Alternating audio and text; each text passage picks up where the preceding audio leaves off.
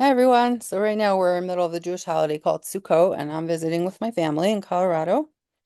And one of the things I was thinking about that applies to a lot of people during the holidays is the concept of regression. So regression basically means when we go back to behaving in ways or feeling in ways that we felt when we were younger or in the past, or sort of like going backwards to younger aspects of ourselves or ways that we um developmental maybe stages that we've passed, right? We've matured, we've grown up, we maybe in our lives don't struggle with certain childhood insecurities that we had way back when, but sometimes those things get re-triggered or re-experienced when we're in settings that remind us of either what it felt like when we were younger, maybe when we're in our childhood home or we're around our siblings, or we see someone from school, elementary school, or something like that.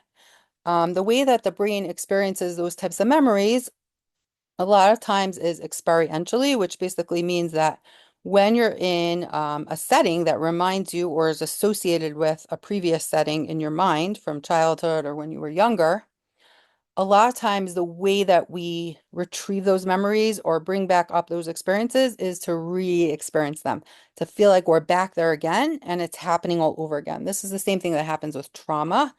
When we remember trauma or we're reminded of traumatic experiences because we're in a place that triggers a memory or is associated with a memory or something feels similar or looks similar or just reminds us of something from the past, a lot of times those types of memories get re-experienced procedurally or as an experiential memory.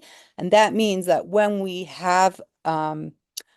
retrieve those memories or we bring up, we reactivate those experiences, we feel the feelings that came along with them the first time around.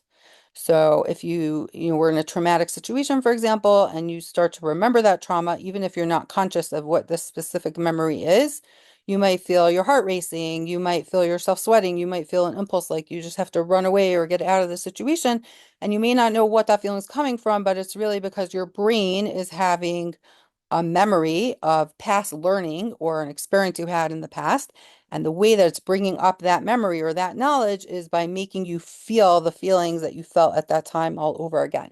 This could happen, let's say, with music, right? Maybe you're driving in your car and you're listening to a song, and all of a sudden you feel really sad or really happy, and you don't know why you're having the feelings that you're having. You may not make the connection, but it might be because the last time you heard that song was in the middle of a very happy childhood memory or a time where you were feeling sad about something. And so when you hear the music, you don't consciously think about it as a memory like, oh, I heard music and that was a time that I was sad. And so now that's happening again. Usually you just feel the feelings. And unless you make that connection or try to figure out what's going on unconsciously, you don't realize what's happening. So this happens to a lot of people around the holidays or when we spend time with either people that remind us of how we felt in childhood or else situations involving authority figures, right? So if we're around our parents, older siblings, teachers, right? People that trigger feelings of when we were maybe less powerless or we felt small or we worried that we could be criticized or disapproved of. A lot of times old insecurities will get kicked back up, and a lot of times people will regress to patterns that they showed in childhood that haven't maybe showed up in a very long time or only kind of show up when they're back in their childhood home. Sibling rivalries or snappy comments that people might make at each other or feeling guilty like you're not good enough or feeling ashamed of the way you look compared to your siblings or something like that. Remembering how it felt when you used to go to school if you had bad experiences. A lot of those feelings could get re-triggered as experiential memories, or you just start feeling uncomfortable again, or you start behaving in ways that are uncharacteristic for you or less mature than your typical ways of acting in the present. And sometimes we don't realize what we're reacting to. We just react, right? Or we start responding as if we're back in our childhood, right? Or as if we're back in a situation of disagreements with parents or siblings, or we want to avoid certain places, or we feel insecure about ourselves. And a lot of those feelings are part of what make holidays very stressful for a lot of people. In general, it's stressful when we spend a lot of time with people that are very close to us. If we If we're reactive, or maybe we had difficulties in our relationships with family members, or we have our own, it's hard to make boundaries for ourselves, or we're used to our own life that has certain built-in comforts of things that we're used to, or we've built into our lives that maybe are not accessible to us.